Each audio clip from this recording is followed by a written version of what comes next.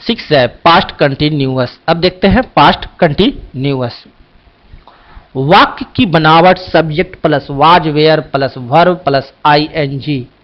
Past continuous में वाक्य की जो बनावट होती है वो होती है सब्जेक्ट प्लस वाज या वेयर प्लस वर्ब जो होते हैं उसके साथ आईएनजी जुटा हुआ रहता है। जिस प्रकार प्रेजेंट कंटिन्यूअस में इस बात का बोध होता है कि कोई काम इस समय इस क्षण हो रहा है, उसी प्रकार पास्ट कंटिन्यूअस से बोध होता है कि कोई काम अतीत में हो रहा था। किस समय से या कितनी देर से हो रहा था यह मालूम नहीं है। जिस प्रकार प्रेजेंट कंटिन्यूअस में इस बात से बोध होता है कि कोई काम इस समय हो रहा है या इस क्षण हो रहा है, ठीक उसी प्रकार पास्ट कंटिन्यूअस से बोध होता है कि कोई काम अतीत में हो रहा था, लेकिन कितने समय से या कितनी देर से इसकी कोई चर्चा नहीं रहती है।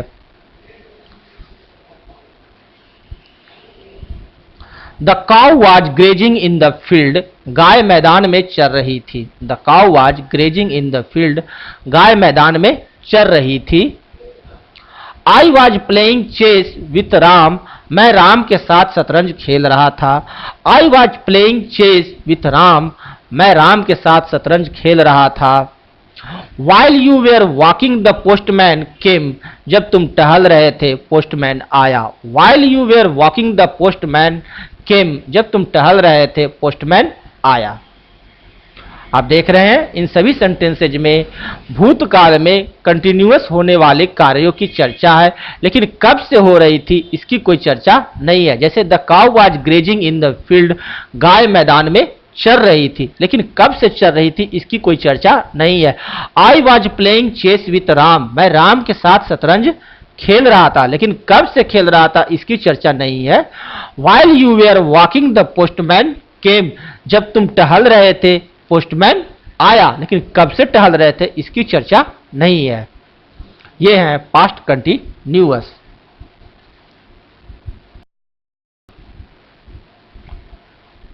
Past perfect. अब देखते हैं पास्ट परफेक्ट।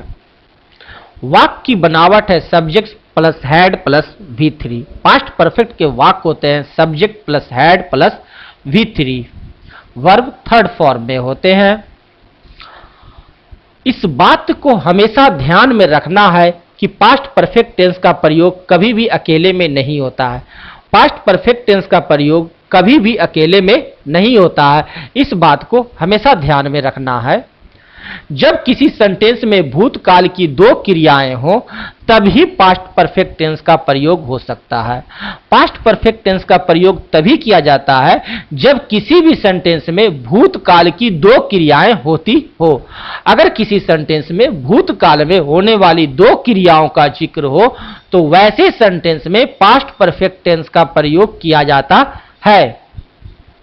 किसी भी सेंटेंस में सिर्फ पास्ट परफेक्ट का अकेला प्रयोग गलत है।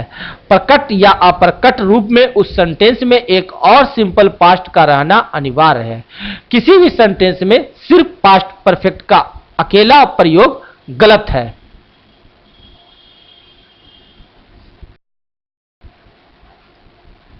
अगर हम कहें He had informed me about this, वह मुझे इस बारे में बता चुका था। I had played chess with Ram, मैं राम के साथ शतरंज खेल चुका था। तो ये दोनों सेंटेंस गलत हैं क्योंकि यहां पास्ट परफेक्ट का प्रयोग अकेले हुआ है। तो ये दोनों सेंटेंस गलत हैं। He had informed me about this या I had played chess with Ram, ये दोनों सेंटेंस गलत हैं क्योंकि पास्ट परफेक्ट का प्रयोग यहां अकेले हुआ है। लेकिन he had informed me before Ram came, Ram के आने से पहले उसने मुझे बता चुका था। He had informed me before Ram came, Ram के आने से पहले उसने मुझे बता चुका था।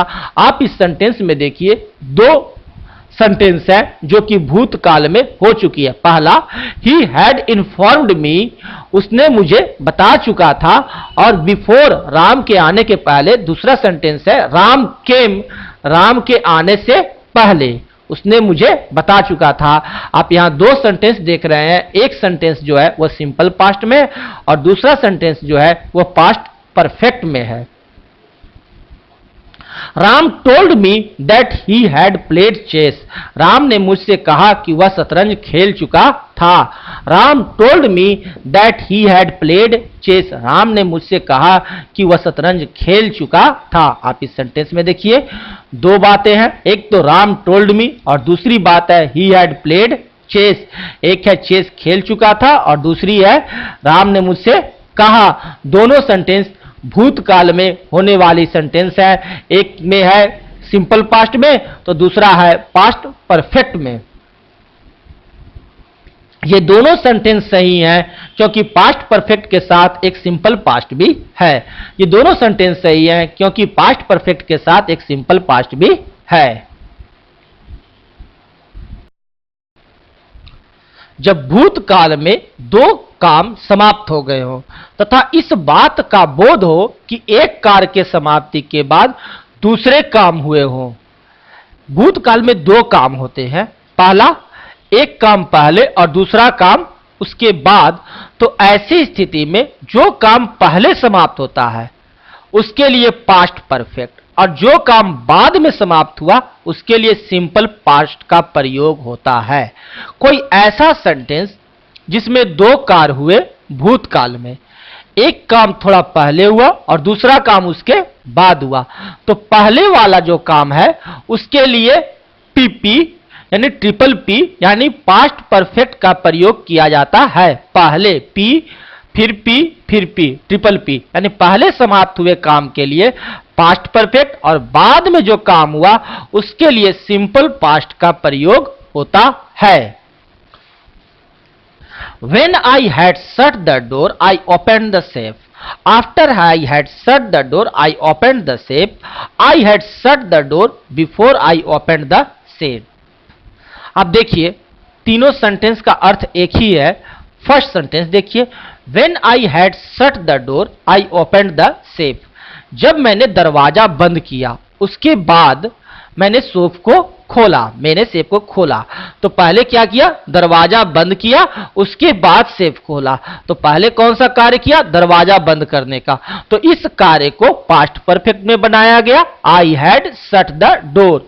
और उसके बाद वाला कार्य जो है सेफ को खोलना, यह कार्य बाद में हुआ, इसलिए इस कार्य को सिंपल पास्ट में प्रयोग किया गया, आई ओपनड द सेफ। इसी चीज को तीन तरह से बोला गया। पहले व्हेन लगाकर, when I had shut the door I opened the safe. दूसरा after I had shut the door, door shut करने के बाद I opened the safe, safe को खोला। तीसरा I had shut the door before I opened the safe, मैंने दरवाजा बंद किया और सेफ खोलने के पूर्व। तीनों सेंटेंसेज का एक ही अर्थ है। देखें कि शट द डोर के साथ पास्ट परफेक्ट लगा हुआ है, अर्थात दरवाजा बंद करने वाला काम पहले हुआ है। अतः इन सेंटेंसेज का अर्थ हुआ दरवाजा बंद करने के बाद मैंने तिजोरी खोला था, या तिजोरी खोलने के पहले मैंने दरवाजा बंद कर लिया था।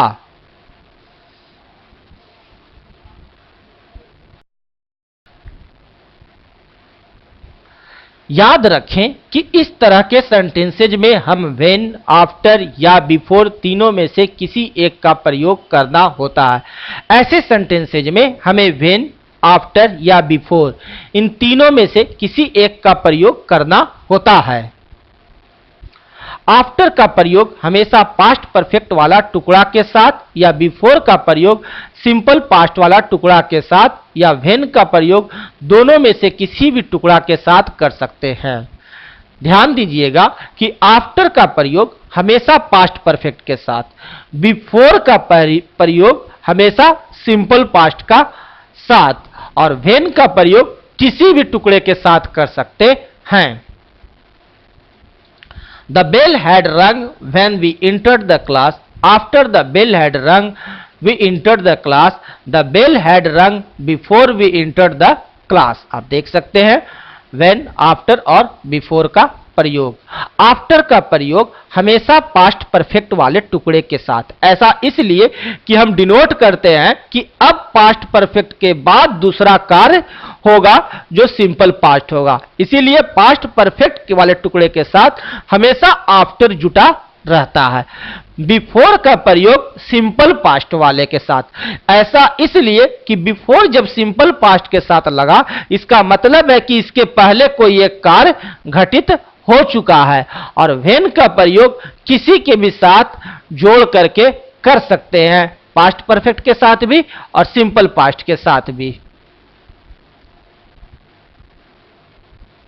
इन तीनों सेंटेंसेज का एक ही अर्थ है। हम लोग क्लास में जाने से पहले ही घंटी लग चुकी थी।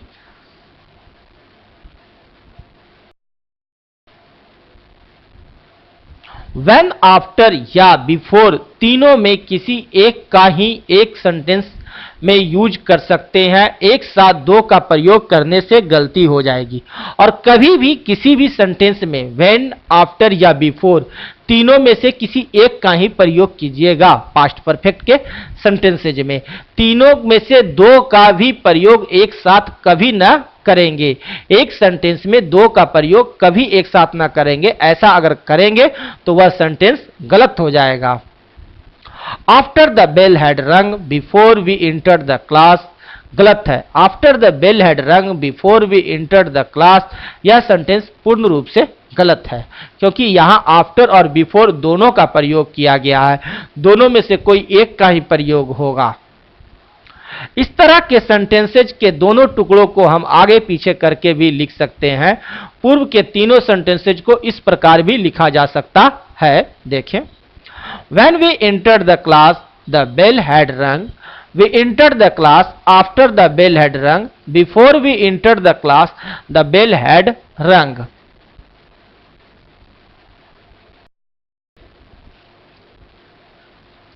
थर्ड, शर्त सूचक वाक्यों में जिनसे यह झलकता है कि शर्त या अनुमान पूरा नहीं हुआ, इफ के साथ पास्ट परफेक्ट का प्रयोग होता है तथा दूसरे टुकड़े के साथ वुड हैव प्लस V3 या कुड हैव प्लस V3 या माइट हैव प्लस V3 का प्रयोग होता है। शर्त सूचक वाक्यों में जिनसे यह झलकता है, पता चलता है कि शर्त या अनुमान पूरा नहीं हुआ है, तो वैसे सेंटेंसेज में इफ के साथ पास्ट परफेक्ट का प्रयोग होता है। इफ वाले टुकड़े के साथ पास्ट परफेक्ट का प्रयोग होता है और दूसरे टुकड़े के साथ वुड हैव प्लस V3 या कुड हैव प्लस V3 या माइट हैव प्लस V3 का प्रयोग होता है। If you had asked for help, I would have helped you. अर्थात अगर तुम सहायता मांगते मैं तुम्हें सहायता करता। देखिए, इफ वाले टुकड़ा जो है उसके साथ क्या होगा, पास्ट परफेक्ट होगा। तो if you had asked for help I would have helped you. तो और सेकंड वाला जो टुकड़ा है उसके साथ would have, could have, might have कोई भी यूज कर सकते हैं, साथ में V3 जोड़ करके। तो क्या बना, if you had asked for help I would have helped you. अर्थात अगर तुम सहायता मांगते मैं तुम्हें सहायता करता।